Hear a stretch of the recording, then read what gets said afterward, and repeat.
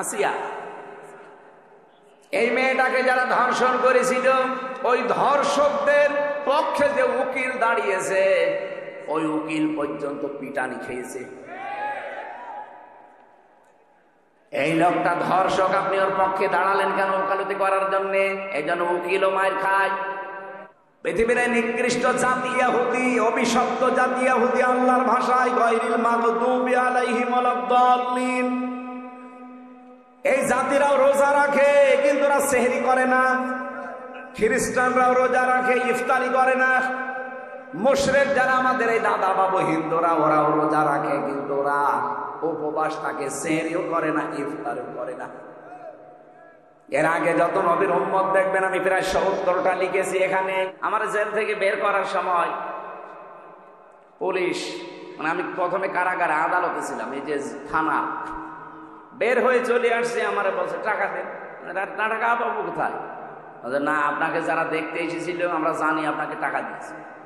আরে শয়তানে তো ওই পর্যন্ত যাকে। পরে আর কি, ওই সময় 11 সালে 10 টাকা দিলাম, তাও খুশি। এমন কোন দিক বিভাগ আছে বাংলাদেশে যেখানে এরকম টাকা চাই না?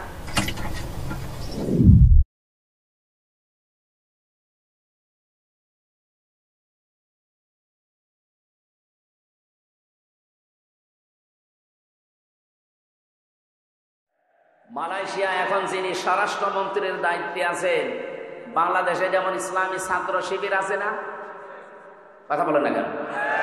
কেন্দ্রীয় সেক্রেটারি জেনারেলের নাম কি? সাদ্দাম হোসেন, নুরুল ইসলাম সাদ্দাম বলে। হ্যাঁ, নুরুল ইসলাম সাদ্দাম আমাদের খুলনা বিভাগের কৃতি সন্তান। এই যে পাশের জেলায় বাড়ি খুলনা, ওখানে যিনি স্বরাষ্ট্রমন্ত্রীর দায়িত্বে আছেন উনি ওই দেশের ইসলামী ছাত্র শিবির, তার কেন্দ্রীয় সেক্রেটারি জেনারেল ছিলেন, সে আছে এখন দায়িত্বে।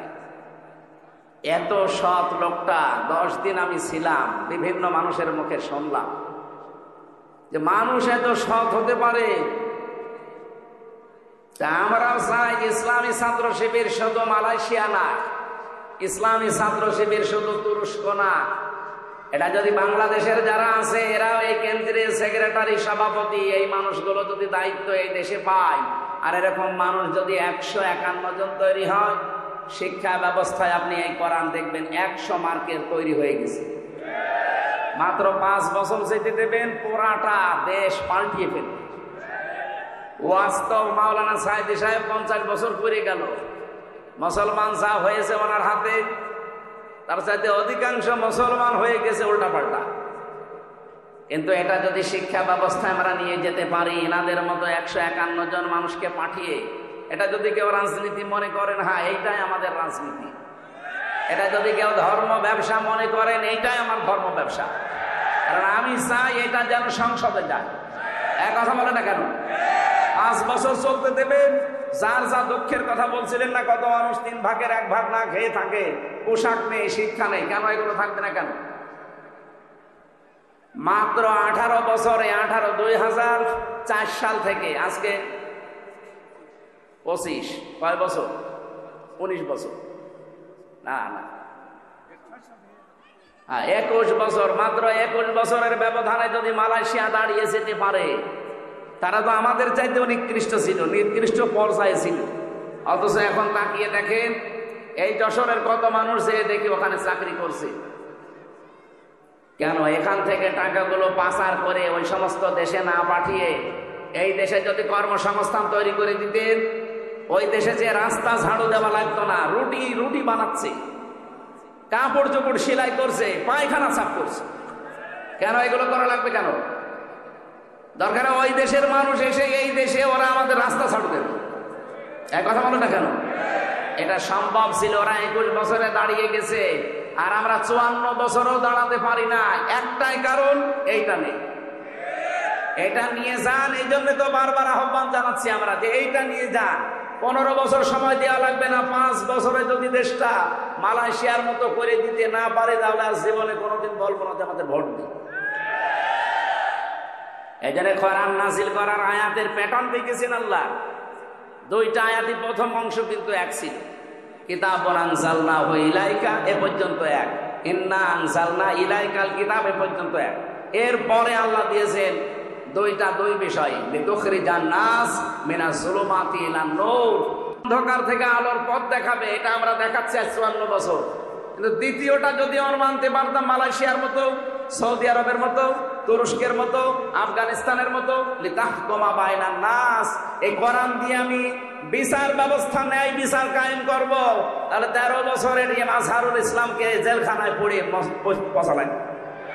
উনি অনেক আগে বের হয়ে চলে আসতেন। এই কথা বলেন না কেন? ন্যায় বিচার নেই, এই জন্যই মাজলুম মানুষটা জেল খাটতেছে। বিচারপতি পালিয়েছে, মামলার বাদী পালিয়েছে, এমনকি সরকারও পালিয়েছে। যে বিচারপতি রায় দিয়েছিল সেও পালিয়েছে। তো উনি জেলে থাকবে কোন কারণে?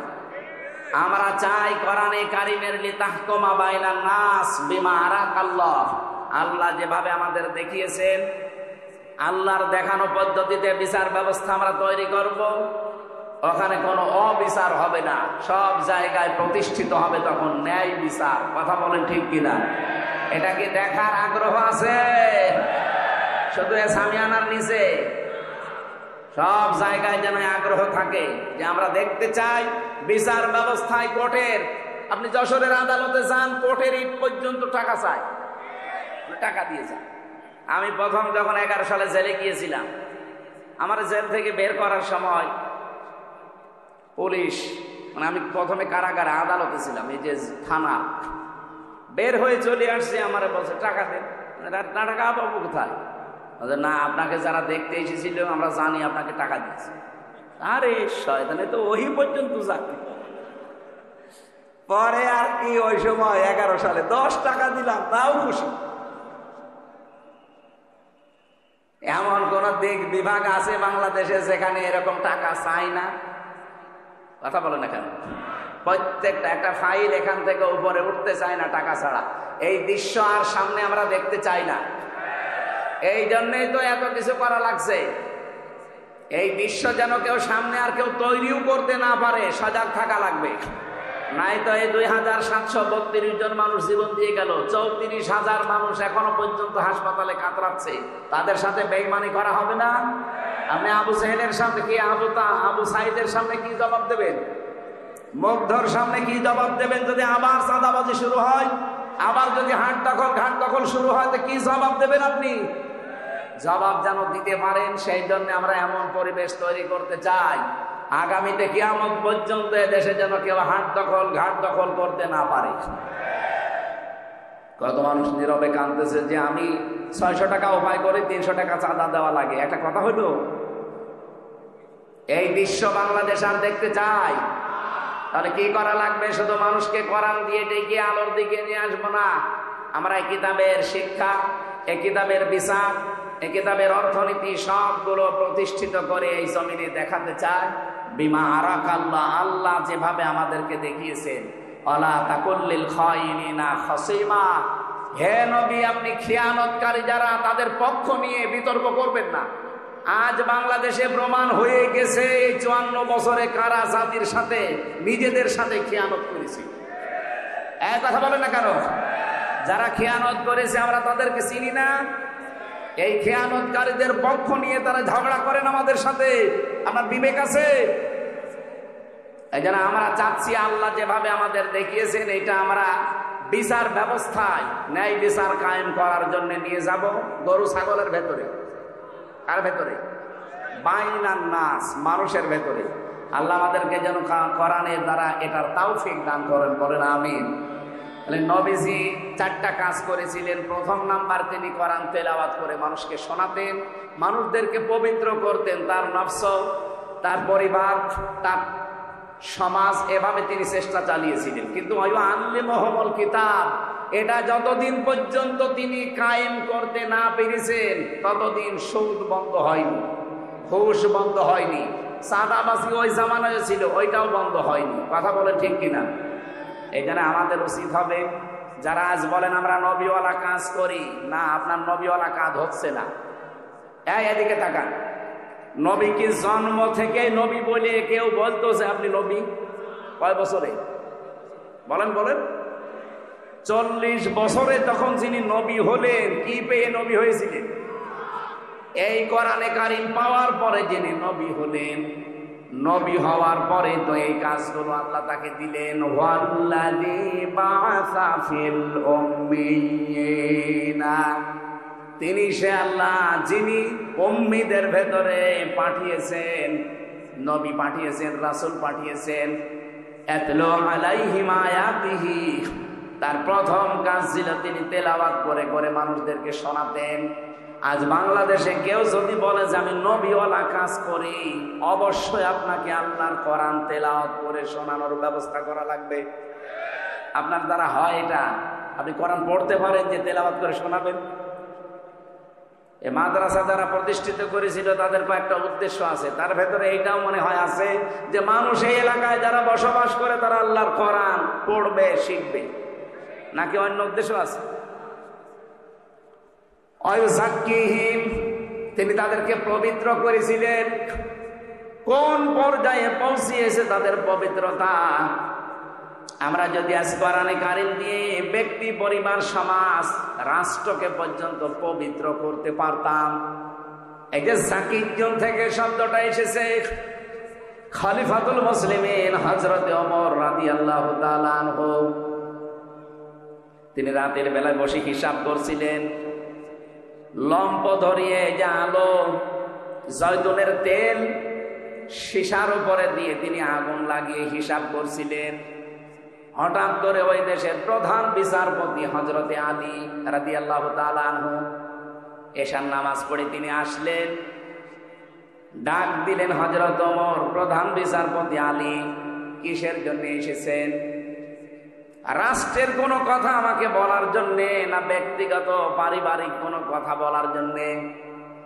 হযরতে আলী ওই সময় প্রধান বিচারপতি, তিনি বললেন, না, আমার পারিবারিক জীবনে একটা সমস্যা হয়েছে, ওইটা আপনার সাথে শেয়ার করার জন্য এসেছি, পরামর্শ নেব। হযরত ওমর সঙ্গে সঙ্গে তিনি বাতিটা নিভিয়ে দিলেন। হযরতে আলীর কিন্তু মন খারাপ হয়ে গেছে, কি আমি একটা দেশের প্রধান বিচারপতি, এসেছি রাষ্ট্রপ্রধানের কাছে, উনি আমারে দেখে আরো আলোকসজ্জা করবে কি, আরো আলো নিভিয়ে দিলেন।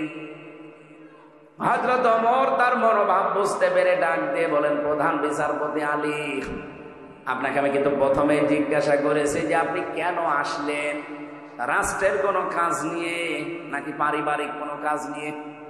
আপনি যেই বলেছেন যে রাষ্ট্রের কোনো কাজ না, পরিবারের কোনো সমস্যা, আমি কিন্তু হিসাব করছিলাম রাষ্ট্রের জনগণের টাকায় কেনা তেল দিয়ে রাষ্ট্রের হিসাব করছিলাম। আপনি এসেছেন পারিবারিক জীবনের কোন ফয়সালা নিতে, জনগণের টাকা দিয়ে এই হারিকেন বা লম্প অথবা মোমবাতির যে তেল পুড়বে, এটা দিয়ে আপনার পারিবারিক জীবনের কথাবার্তা না শুনবো, কিয়ামতে আমি জবাব দেব কি? হযরত আলী বলেন, কথাটা শোনার পরে তার প্রতি ভক্তি, শ্রদ্ধা যা ছিল আমার আরো বেড়ে গেল। কি চিন্তা নিয়ে তিনি চলেন, একটা রাষ্ট্রের প্রধান। বাংলাদেশে 1628 জন মানুষ দায়িত্বে ছিল। আল্লাহর কসমে 54 বছর আমি বাদ দিলাম, শুধুমাত্র 5 বছরও যদি এই টেন্ডেন্সি নিয়ে এই 1628 জন মানুষ দায়িত্ব পালন করে দেখাতো, এ দেশটা মিনি জান্নাত হয়ে যেত। এরকম মানুষ আমরা পেয়েছি, হ্যাঁ পেয়েছি খুব কম। মাওলানা মতিউর রহমান নিজামী তার ভেতরে একজন। রাষ্ট্রের দায়িত্ব, মন্ত্রণালয়ের দায়িত্ব পালন করে 26 টাকা বেঁচেছিল, ওটা ফেরত দিয়েছে। হযরত ওমরের একেবারে অরিজিনাল উত্তরসূরি না, আলী হাসান মোহাম্মদ মুজাহিদ রহমতুল্লাহ আলাইহি, রাষ্ট্রের দায়িত্ব পালন করতে গিয়ে অনুবীক্ষণ যন্ত্র দিয়ে 4 আনাও দুর্নীতি খুঁজে পাওয়া যায়নি। এই ধাঁচের মানুষগুলো মাত্র 1628 জন যদি তৈরি হয়ে যেত, এই দেশটার জন্য 54 বছর লাগার কথা না, 54 দিনে এই দেশ জান্নাত হওয়ার কথা। আমরা ওই রকম বিষয় চাই না। এই জন্য আমার প্রথম এবং শেষ ফাইনাল কথা এইটাই, আপনাকে পবিত্র হওয়ার জন্য কোরআনে কারিমের কাছে আসা লাগবে। আর এটা দিয়ে যদি একেবারে পুঙ্খানুপুঙ্খানু ন্যায় বিচার দেখতে চান, তাহলে কোরআনের বিচার ব্যবস্থা, শিক্ষা ব্যবস্থা, স্বাস্থ্য ব্যবস্থা এগুলো দেখাতে হবে, তাছাড়া সম্ভব না।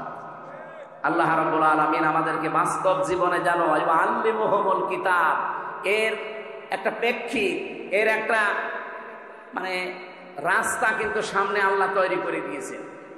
এখন বাংলাদেশের মানুষ চাইলেই সম্ভব কিতাবের শিক্ষা ব্যবস্থা সামনে জারি করার ব্যবস্থা করা।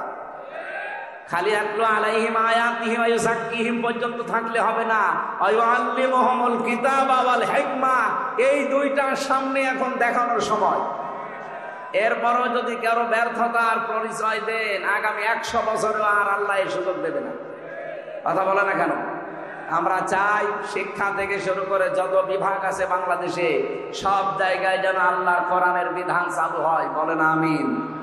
আমরা 6666টি আয়াত থেকে, যেহেতু রমজান মাস, এই কেন্দ্রিক একটা আয়াত পড়েছি সূরা আলে ইমরান 185 নম্বর আয়াত। খুব খেয়াল করে শুনবেন, নিজের জীবনে যদি মেলাতে পারেন এই মাহফিল সাকসেস হবে। আর যদি বলেন এসেছি সুর শোনার জন্য শুনে চলে গেলাম, যান আপনি আগে চলে যান, আমি একটা টান দিয়ে দিই, টান শুনে চলে যান নাকি? আল্লাহ রাব্বুল আলামিন বলেন কুল্লু নাফসিন যায়িকাতুল মাউত ওয়া ইন্নামা তুওয়াফাউনা উজুরাকুম ইয়াওমাল কিয়ামাহ। অবশ্যই প্রত্যেকটি জীব মৃত্যুর স্বাদ গ্রহণ করবে। কিয়ামতের ময়দানে প্রতিটি মানুষকে আমি আল্লাহ তার পারিশ্রমিক পরিপূর্ণ করে দেব। হযরতে আবু দারদা জীবনী পড়ছিলাম, তিনি বলেন আয়াতটা পড়লে আমার কেমন যেন একটা অজানা ভয় চলে আসতো, যে কিয়ামতের দিন আল্লাহ নাকি আমাকে পরিপূর্ণভাবে আমার উজরত দিয়ে দেবে।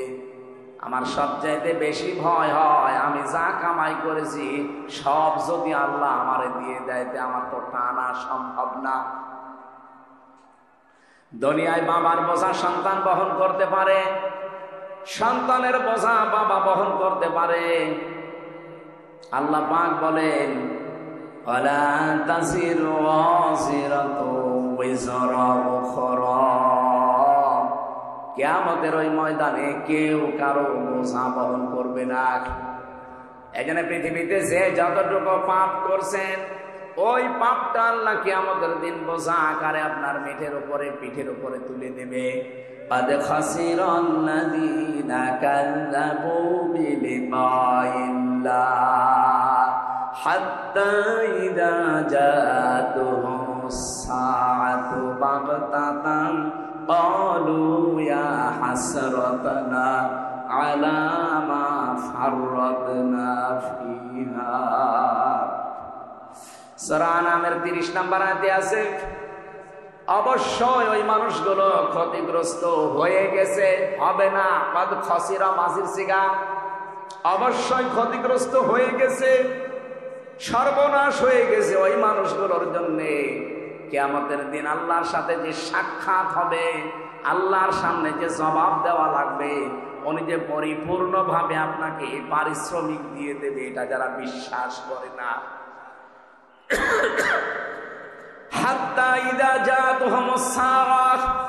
হঠাৎ করে যখন তাদের সামনে মরণ চলে আসে, এখানে সাআতুনের অর্থ দুইটা। এখানে আলেম যারা আছেন সাআতুনের অর্থ ভালো করে মিলাবেন দুইটা। 1 নম্বরে সাআতুন মানে মৃত্যু, 2 নম্বরে সাআতুন মানে কিয়ামত। এটা মরণও হতে পারে, কিয়ামতও হতে পারে।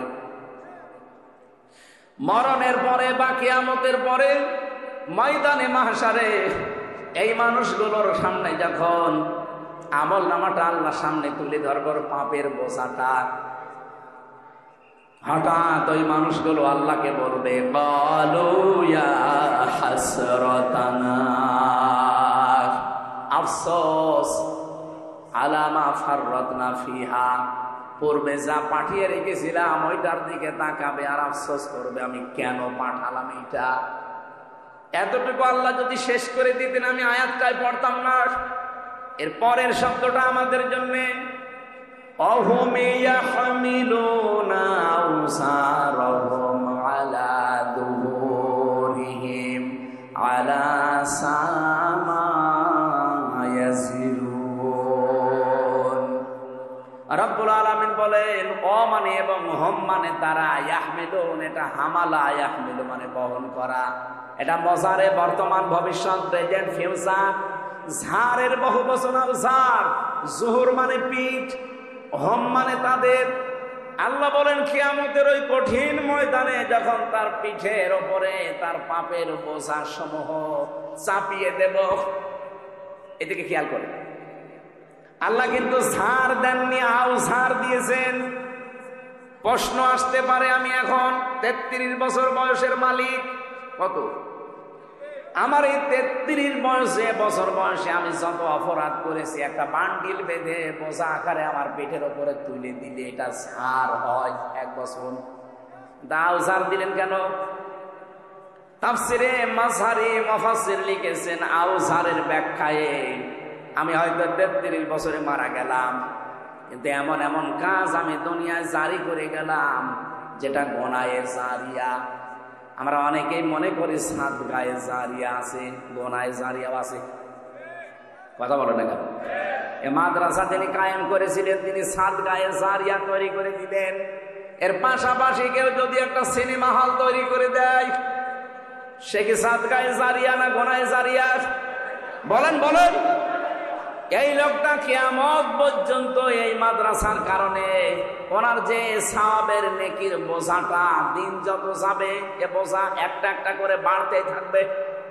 পাশে যে লোকটা সিনেমা হল বানিয়েছে, যে লোকটা সুদের কারবার তৈরি করে চলে গেছে, ওটা যতদিন পর্যন্ত ওই সুদী ব্যাংক, ওই সিনেমা, ওই অত্যাচারী জুলুম নির্যাতনের ওই দলটা যতদিন থাকবে, ও হয়তো নেই কিন্তু ওই দলের লোকজন আছে। কথা বলে না কেন? ওর সিনেমা হল আছে, ওর সুদী ব্যাংক আছে। ও মরে গেছে কতদিন আগে, ওর বোঝা তো পাপের একটা হওয়ার কথা, কিন্তু কিয়ামতের দিন ও যখন উঠবে লক্ষ লক্ষ পাপের বোঝা, আল্লাহ পাক বলেন একটার পরে একটা চাপাতেই থাকবো। এর নাম ইয়াহমিলুন। শুধু এখন না, বর্তমান ভবিষ্যৎ, ভবিষ্যৎ বলতে কিয়ামত পর্যন্ত। এই জন্য আমার এই 33 বয়সে আমি এমন কিছু কথা, এমন কিছু কাজ, এমন কোনো কিছু আঞ্জাম যেন দিয়ে না যায়। আমার একটা বোঝাই তো আমি পারি না, এখন আবার বোঝার পরে বোঝা তৈরি হতে আছে।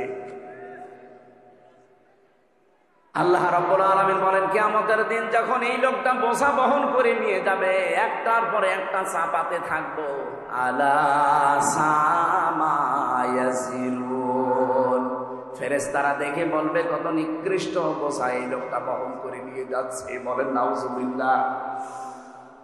আজকে হয়তো একজনকে হত্যা করে রাস্তা দিয়ে গেলে আপনাকে মানুষ খুনি বলে তাড়া দেবে, ধর্ষণ করে গেলে ধর্ষক বলে তাড়া দেবে। এমনকি বাংলাদেশে এখন যে পজিশন, ধর্ষণ করে যদি আপনি জেলে যান আর আপনার পক্ষে যদি কোনো উকিলও দাঁড়ায়, জনগণ সে উকিলকে উকিলকে মেরে ফেলবে। এই যে আয়শা নাকি না, আসিয়া, এই মেয়েটাকে যারা ধর্ষণ করেছিল, ওই ধর্ষকদের পক্ষে যে উকিল দাঁড়িয়েছে, ওই উকিল পর্যন্ত পিটানি খেয়েছে।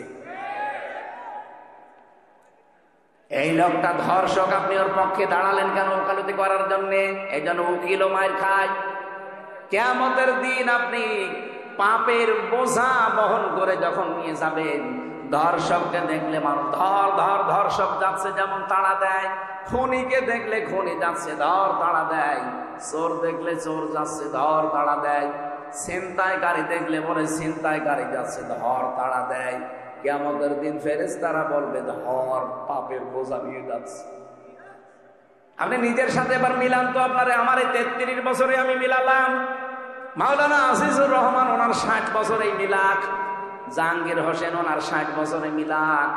কিয়ামতের দিন আমরা যা করেছি কিন্তু আল্লাহ আমার পিঠের উপরে তুলে দেবে।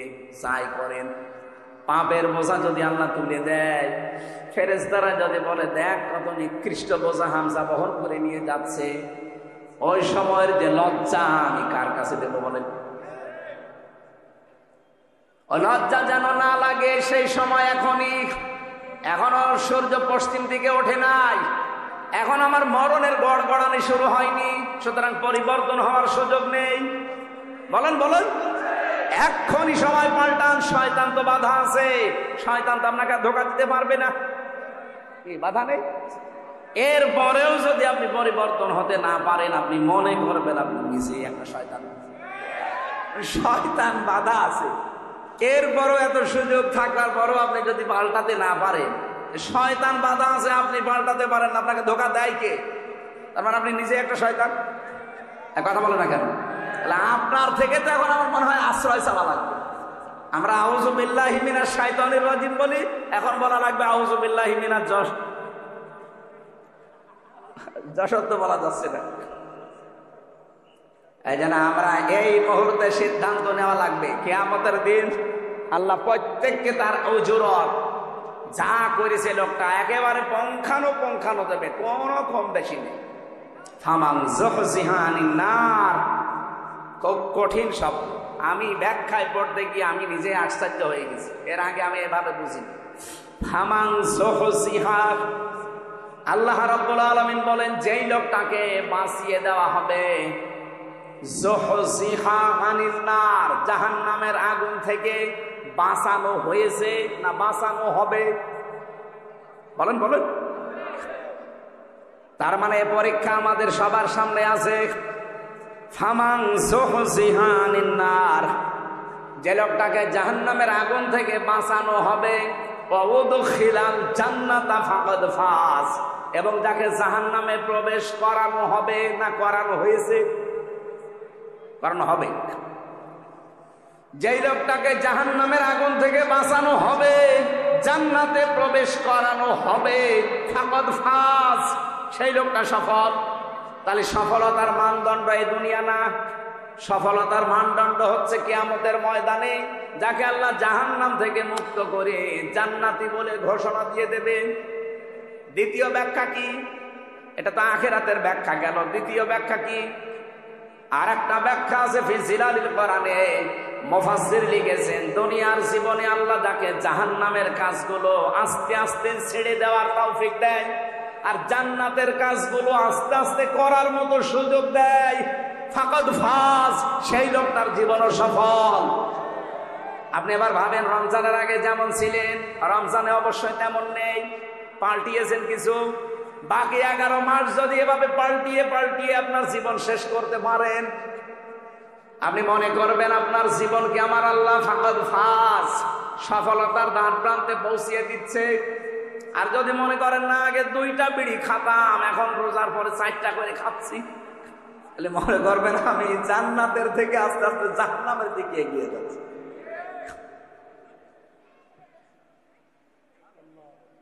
এই যে জান্নাত আর জাহান্নাম 2টা শব্দ, একটা প্রথম জাহান্নামের একটা নাম আছে নার। জাহান্নামের নাম কি? এই জাহান্নামের নার, আগুন, এটা পুরোটাই যেহেতু আমার আল্লাহ আগুন দিয়ে জ্বালিয়ে রেখেছেন, এই জাহান্নামে আল্লাহ দেবেন কাদের? এই জায়গায় একটা প্রশ্ন আছে। রব্বুল আলামিন জানিয়েছেন ফাম ওয়া বুরসাতিল জাহিমু লিমাইয়ারা ফাআম্মা মান তাগা ওয়া আসারাল হায়াতাদ দুনিয়া ফাইন্নাল জাহিমা হিয়াল মাআওয়া। বলেন আল্লাহু আকবার। রব্বুল আলামিন বলেন জাহান্নামকে সেদিন দৃশ্যমান করা হবে, তোমাদের সামনে নিয়ে আসা হবে। পৃথিবীতে যারা সীমা লঙ্ঘন করেছে এই মানুষকে, আর দুনিয়ার জীবনকে যারা এসার করেছে, প্রাধান্য দিয়েছে, অগ্রাধিকার দিয়েছে, এই 2টা গুণ যাদের দুনিয়াতে ছিল তাদের এই জাহান্নামে দেওয়া হবে, আর জাহান্নাম হবে তাদের আশ্রয় স্থল। বলেন নাউজুবিল্লাহ। সূরা নাবার ভেতরে পেয়েছি ইন্না জাহান্নামা কানাত মিরসাদা লিত্তাগিনা মাআবা লাবিসিনা ফিহা আহকাবা। অবশ্যই জাহান্নাম একটা গোপন ফাঁদ, এটা একটা ঘাঁটি। এই ঘাঁটিতে আল্লাহ কাদেরকে দেবেন? লিত্তাগিনা মাআবা, পৃথিবীতে যারা সীমা লঙ্ঘন করেছে আর যারা অস্বীকার করেছে। নবীজি বললেন কুল্লু উম্মতি ইয়াদখুলুনাল জান্নাহ, আমার প্রতিটি উম্মত নারী হোক আর পুরুষ হোক প্রত্যেকেই জান্নাতে যাবে। ইল্লা মান আবা, শুধু যারা আবা তাদেরকে জান্নাত আল্লাহ দেবেন না। সাহাবী বললেন, হে রাসূল, আবা কারা? কিলা ইয়া রাসূলুল্লাহ মান ইয়া আবা। আবা কি জিনিস? নবীজি বললেন, মান আতাআনি দাখালাল জান্নাহ ওয়া মান আসানি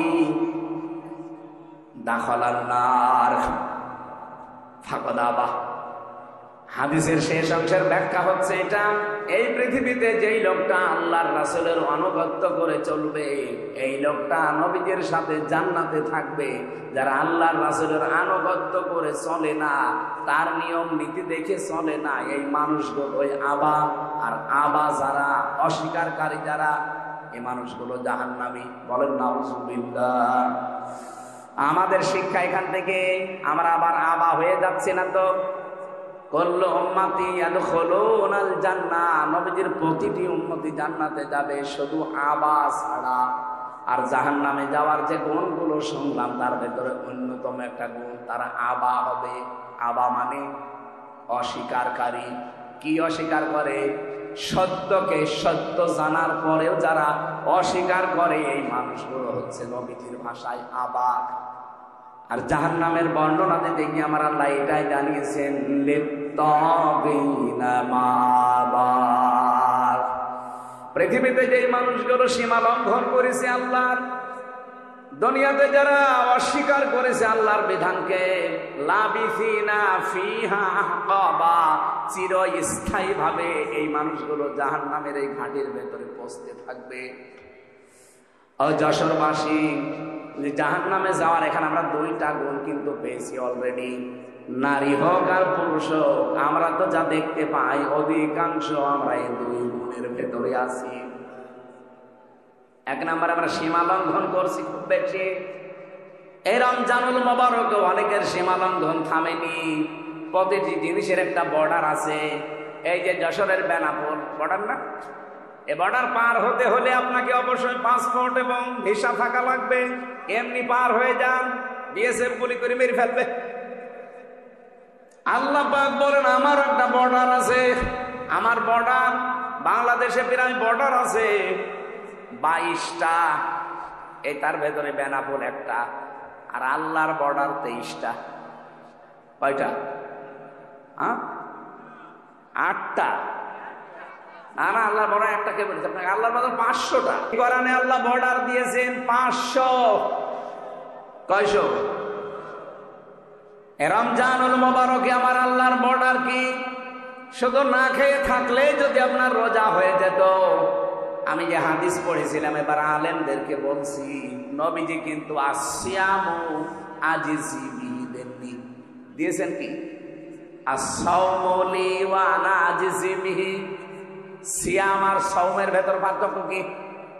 সিয়াম হচ্ছে ধারাবাহিক, কন্টিনিউ, একটার পর একটা আসবে। আর সাওম কিন্তু শুধুমাত্র ধারাবাহিক ভাবে আসবে না, এটা পালন করে আপনাকে হক আদায় করে ওই মানে যেতে হবে। এই জন্য অন্যান্য নবীর উম্মতদের উপরে সিয়াম ফরজ ছিল। কি ছিল? আমার এই কথাটা সবাই হয়তো বুঝবেন না, এখানে বোঝার মতো কিছু মানুষ আছে, তাদের জন্য এটা আলাদা বলছি। সিয়াম আর সাওম এক জিনিস না। পৃথিবীতে যত নবীর উম্মত ছিল তাদের উপরে সাওম ফরজ ছিল না সিয়াম? বলেন বলেন।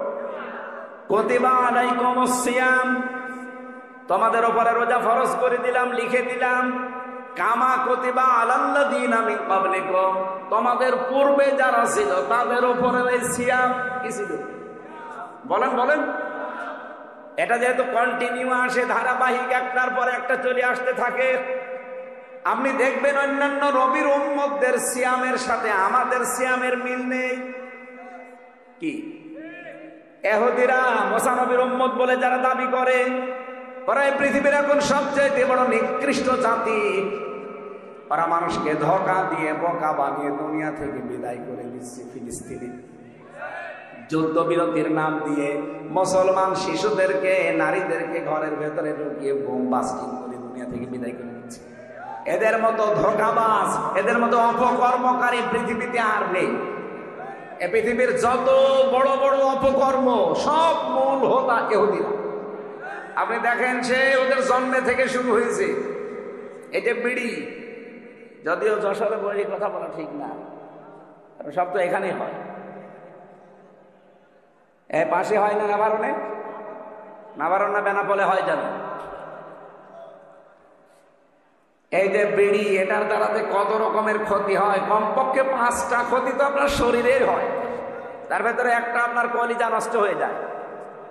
এটা মানেন তো নাকি?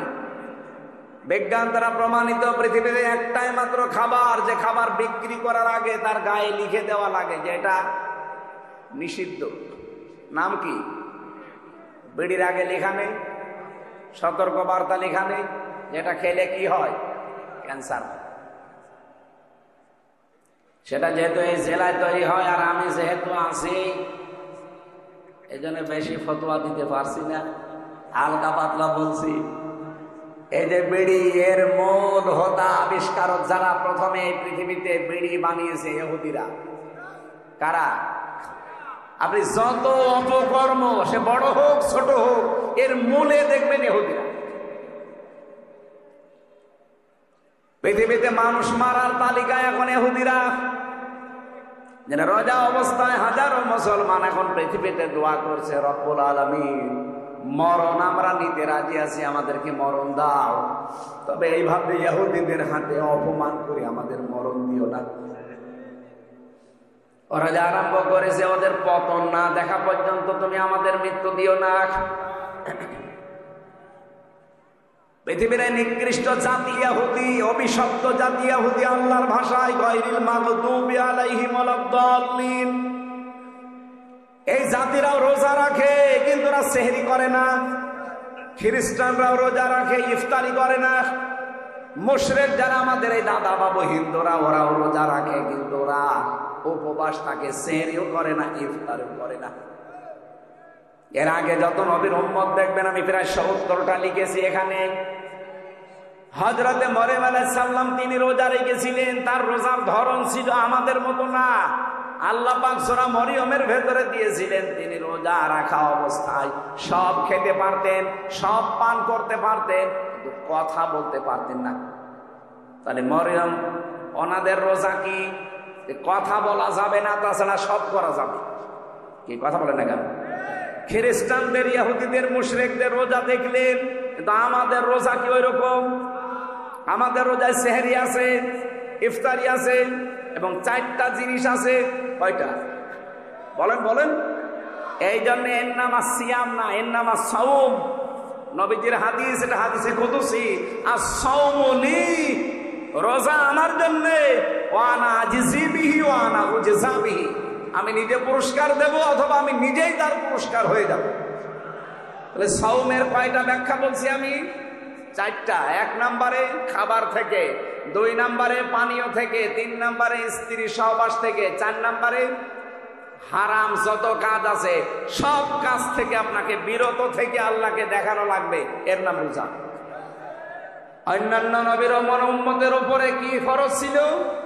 সিয়াম। বলেন বলেন? আমাদের উপরে রোজা। সিয়াম তো দিয়েছে, সিয়ামকে পরিপূর্ণতায় নিয়ে যেতে হলে অন্য নবীর উম্মতের মতো আপনি খাবার খাবেন, কথা বলবেন না, রোজা হবে? হবে না। মরিয়ম আলাইহিস সালাম শুধু কথা বন্ধ, খাবার খেতে, পানি খেতে, রোজা হয়ে যেত। আমাদের এরকম নেই। আমাদের রোজা হচ্ছে, রোজা থাকবেন কিন্তু এই 4টা জিনিস থেকে আপনি বিরত থাকবে। এ রোজা কাঙ্ক্ষিত মানের পর্যায়ে পৌঁছাবে। আল্লাহ রাব্বুল আলামিন জাহান্নামের যে আগুন আছে এখান থেকে বাঁচিয়ে রায়্যান নামক একটা দরজা দিয়ে এমন জান্নাতে প্রবেশ করাবে, যেখানে প্রবেশ করা হয়ে গেলে আল্লাহ তালাবদ্ধ করে দেবে, অন্য কাউকে আর ঢুকতে দেবে।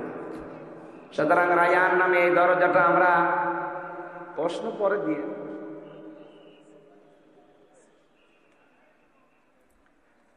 এতক্ষণে না কি করে ঢুকি, এতক্ষণও যদি না করে থাকে, আর আমি পারি না তো এটা। আয়াতকে এখন শেষ করবো না, এই পর্যন্ত থাকবে? হ্যাঁ, শেষ করে দেবো। বলতে তো আমিও চাই আমার হায়াতুদ দুনিয়া ইল্লা মাতাউল গুরুর আছে। আমিও বলতে চাচ্ছি যে চিঠি দিচ্ছে বারবার, কি করবো? এই চিঠিটা পরে হবে না, আগে হবে, আগে হবে এটা, তারপরে ওয়াজ হবে। 5 মিনিট আপনাদের যার কাছে যা ছিল, রমজানে আপনারা মাওলানা রবিউল বলছিল না 1 টাকা 70 টাকা, সুতরাং 1 টাকা থাকলেও আনতে অন্তত অন্য মাসের তুলনায় 70 টাকা দিয়ে যান। যারা যাচ্ছে এই 5 মিনিট দেন, 5 মিনিট দেন, তারপরে দেন। এগুলো আমাদের করাবেন না, আমি জানি না এসব। কালেকশনের মাহফিলে আমরা নিয়ে আসবেন না। এই যান তো, কই এর লোক কই, একটু তাড়াতাড়ি করেন। আপনাদের এই সারসা, এরপরে কোথায় যান স্যার? আর মাহফিল আছে একটা, হ্যাঁ 6 তারিখে না 5 তারিখে আছে? 8 তারিখে সারসা আছে, বসতপুর সারসা। এখানে 8 তারিখে একটা মাহফিল আছে স্যারের, আমরা ওখানে থাকবো। আসলে আলোচনার ভেতর ডিস্টার্ব হয়ে গেল। আমি তো গতানুগতিক কথা বলছি, আমি গবেষণা করে কথা বলি। কথা বলতে বলতে তো ভুলে যাচ্ছি, কিভাবে বলবো? আপনি এখানে এসে বলেন, আমি শুনি। জীবনে আপনি সিয়ামের আর সাওমের ব্যাখ্যা শুনেছেন? আজকে শুনলেন প্রথম। তাই আমাদের কথা বোঝাতে হলে একেবারে নিস্তব্ধ পরিবেশ দেওয়া লাগে। আপনারা টাকা আনবেন, টাকা তোলেন, কালেকশন করেন। মাদ্রাসার মাহফিল নিয়েছেন কেন? অন্য হুজুর নিয়ে আসবেন, তারা কালেকশন করতে পারে। এই আপনারা ওঠেন কেন? ভাই 5 মিনিট যখন চাচ্ছি, যা কি করা যায়।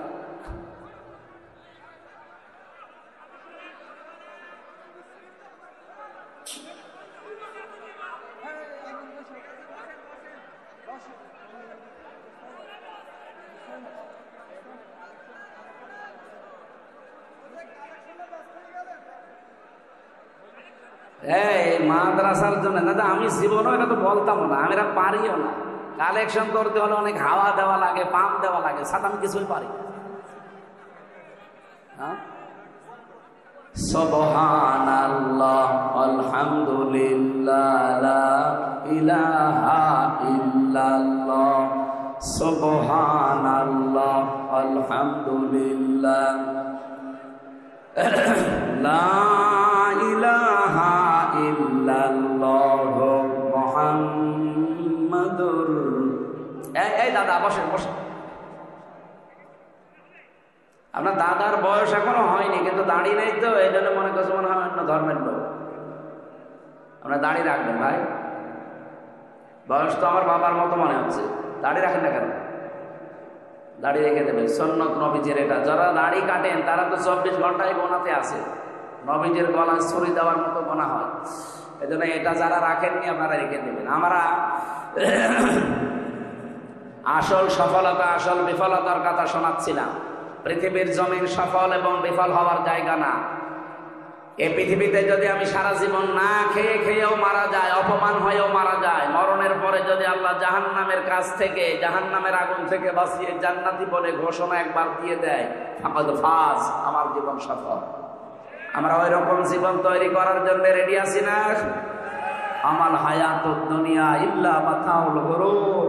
আল্লাহ খুব আফসোস নিয়ে জানিয়েছে, পৃথিবীর জমিনটা প্রতারণা, খেলতামাশা, ধোঁকাবাজি ছাড়া কিচ্ছু না। আপনার মা বাবা, ওইটাও ধোঁকা। মনে আসতে পারে, হ্যাঁ হুজুর মা বাবার কথা বললেন, তাদের দিকে সাকালে সওয়াব হয়, হজের সওয়াব হয়, কিন্তু তারাও ধোঁকা। যেহেতু মাতাউল গুরুর বহু বচন দিয়েছেন আল্লাহ, পৃথিবীর কোনো কিছু ধোঁকা বাদ দিয়ে নেই। আপনি মা বাবার যে হক আছে ওইটা আদায় করবেন না, মা বাবারও মন পাবেন না। এই কথা বলেন না কেন? স্ত্রী আমাকে ভালোবাসে, স্ত্রীও ধোঁকা। আমি নিজের থেকে বলছি, আমি যদি এখন হামজা আমার 33 বছর, আমার ম্যাডামের 26 বছর, এখন যদি সত্যি আপনারা বলেন যে হুজুর মরে গেছে, হয়তো কান্নাকাটি করবে, পাগল হয়ে যাবে 2-3 দিন। 7 দিনের ভেতরে দেখবেন স্বাভাবিক হয়ে গেছে। 4 মাস 10 দিনের ভেতরে ওর মা আর বাবা এসে আমার মা বাবাকে বলবে হামজা তো মরে গেছে, মেয়ে এখন রেখে করবো কি, দেন অন্য জায়গায় বিয়ে দেবো। ঠিক মানে দেবে। 7 দিন পরে দেখবেন ম্যাডাম ওর বাবারে কল দিয়ে বলবে, আব্বা হামজা তো কি ছিল, এ জামাই পেয়েছি 100 ভাগ ভালো, একেবারে পারফেক্ট জামাই, অথচ আমি কি করিনি তার জন্য। সব ভুলে যাবে মাত্র 7 দিনে। কয় দিনে? এজন্য দুনিয়ার জীবনটা পুরা ধোঁকা। আমি স্ত্রীর সাথে ভালো ব্যবহার করব, আমার স্বামীর হক আমি আদায় করব, এই জন্যে এটা দিয়ে যেন আমার আখিরাত তৈরি হয়। এক কথা বলেন না কেন? আমার সন্তানের প্রতি আমার দায়িত্ব পালন করব, যেন এটা দিয়ে আমার আখিরাত তৈরি হয়। তাছাড়া পৃথিবীতে এই চোখ খোলা আছে, সম্পর্ক আছে, চোখ বন্ধ হয়ে গেলে সম্পর্ক শেষ, সব সম্পর্ক কাট হয়ে যাবে। ফাইদা নফিখা ফিস-সূর ফালা আনসাবা বাইনাহুম ইয়াওমাইদি ওয়ালা ইয়াতাসালুন। নসবের বহু বচন আনসাব।